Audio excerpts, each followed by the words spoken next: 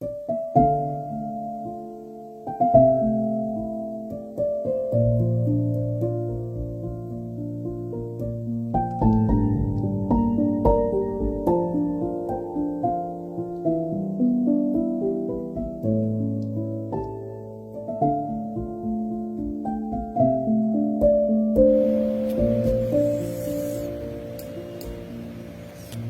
दिन गुजर गए थे। एक दिन संध्या समय चैन सिंह खेत देखने गया। पूर चल रहा था।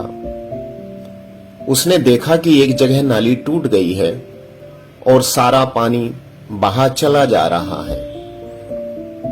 क्यारियों में पानी नहीं पहुंच रहा, लेकिन क्यारी बनाने वाली बुढ़िया चुपचाप बैठी है। उसे इसकी जरा भी फिक्र नहीं कि पानी क्यों नहीं आता। पहले यह दशा देखकर चैन सिंह आपे से बाहर हो जाता, उस औरत की उस दिन की मजूरी काट लेता और पूर चलाने वालों को घुड़कियां जमाता। पर आज उसे क्रोध नहीं आया।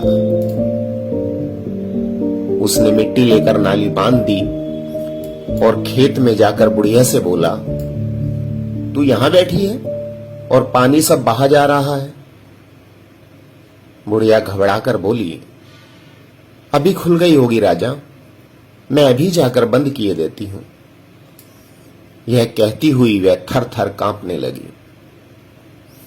चैन सिंह ने उसकी दिलजोई करते हुए कहा, भाग मत, मैंने नाली बंद कर दी है। बुढ़ऊ कई दिन से दिखाई नहीं दे रहे, कहीं काम पर जाते हैं कि नहीं? बुढ़िया गदगद होकर बोली, आजकल तो खाली ही बैठे हैं भैया, कहीं काम नहीं लगता।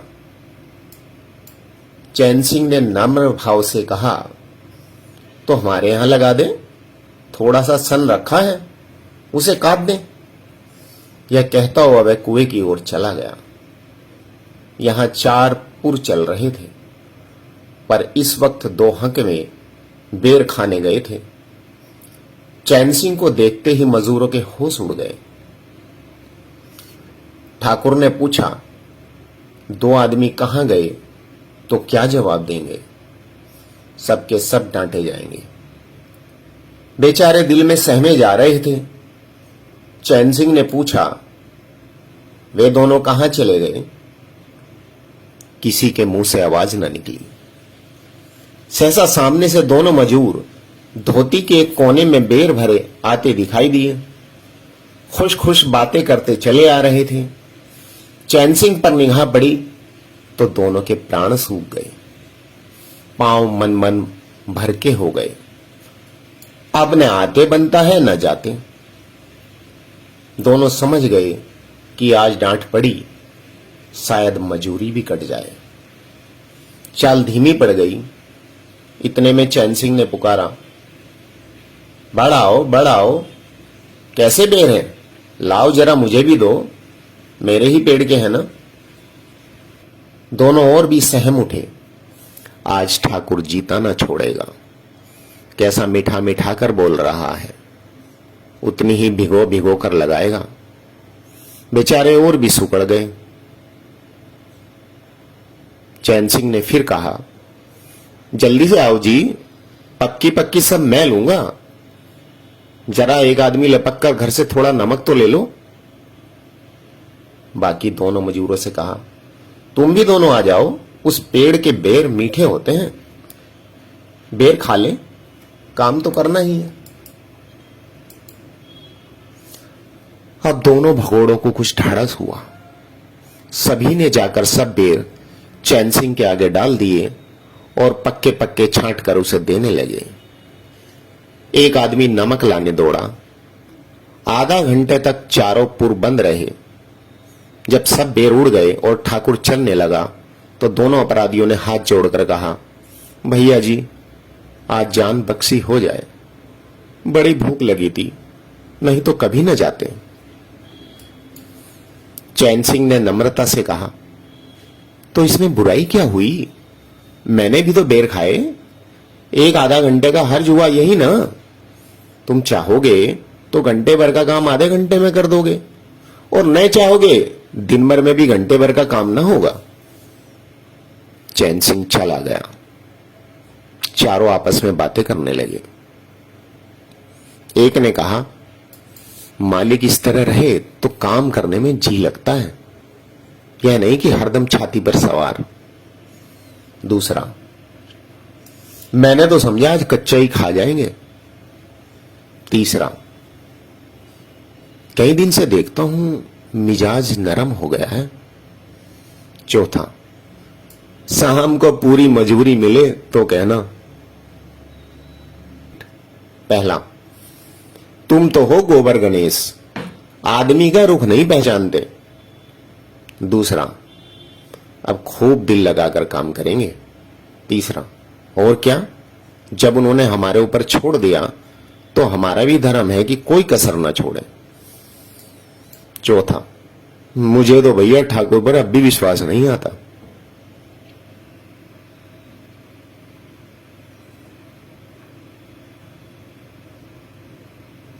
एक दिन चैन सिंह को किसी काम से कचहरी जाना था। 5 मील का सफर था। यूं तो वह बराबर अपने घोड़े पर जाया करता था, पर आज धूप बड़ी तेज हो रही थी। सोचा इक्के पर चला चलूं। महावीर को कहला भेजा, मुझे लेते जाना। कोई 9 बजे महावीर ने पुकारा। चैन सिंह तैयार बैठा था। चटपट एक्के पर बैठ गया, मगर घोड़ा इतना दुबला हो रहा था, एक्के की गद्दी इतनी मैली और फटी हुई, सारा सामान इतना रद्दी कि चैन सिंह को उस पर बैठते शर्म आई।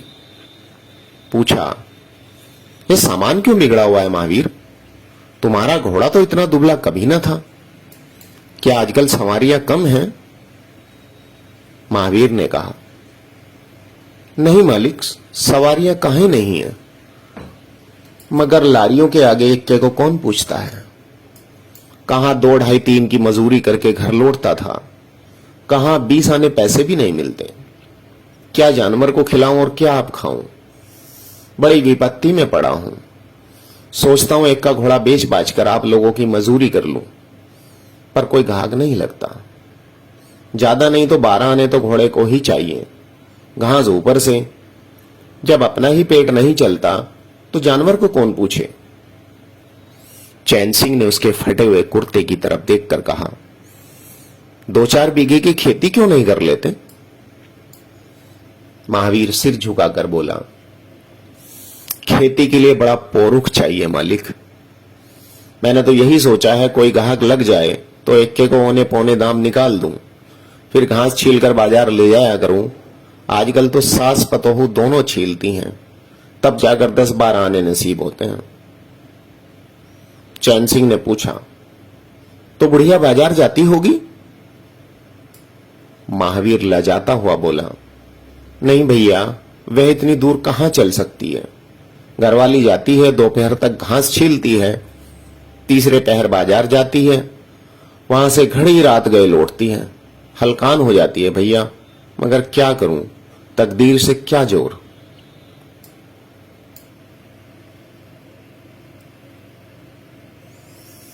चैन सिंह कचहरी पहुंच गए और महावीर सवारियों की टोह में इधर उधर एक्के को घुमाता हुआ शहर की तरफ चला गया। चैन सिंह ने उसे 5 बजे आने को कह दिया। कोई 4 बजे चैन सिंह कचहरी से फुर्सत पाकर बाहर निकले। हाथे में पान की दुकान थी। जरा और आगे बढ़कर एक घना बरगद का पेड़ था। उसकी छां में 20 टांगे एक्के फिटने खड़ी थी। घोड़े खोल दिए गए थे। वकीलों, मुख्तार और अफसरों की सवारियां यहीं खड़ी रहती थी। चैन सिंह ने पानी पिया, पान खाया और सोचने लगा, कोई लारी मिल जाए तो जरा शहर चला जाऊं। अचानक उसकी निगाह एक घास वाली पर पड़ गई। सिर पर घास का झाबा रखे साइसों से मोल भाव कर रही थी। चैन सिंह का हृदय उछल पड़ा। यह तो मुलिया है, बनी ठनी।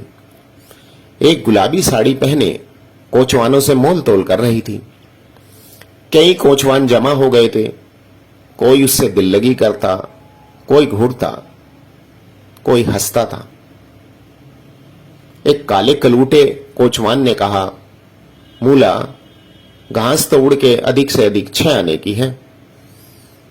मूलिया ने उन्माद पैदा करने वाली आंखों से देखकर कहा, 6 आने पर लेना है तो सामने घसियारे ने बैठी हैं, चले जाओ, 2-4 पैसे कम में पा जाओगे। मेरी घास तो 12 आने में ही जाएगी।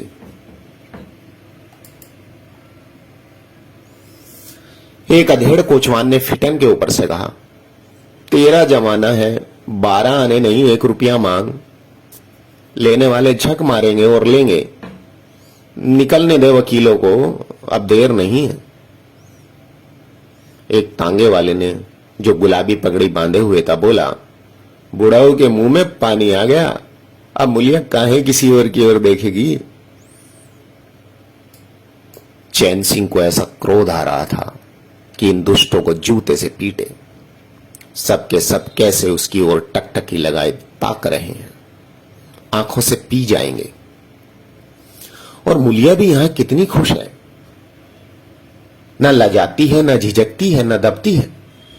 कैसे मुस्कुरा मुस्कुरा कर रसीली आंखों से देख देख कर, सिर का आंचल खिसका खिसका कर, मुंह मोड़ मोड़ कर बातें कर रही है। वही मूलिया जो शेरनी की तरह तड़प उठी थी,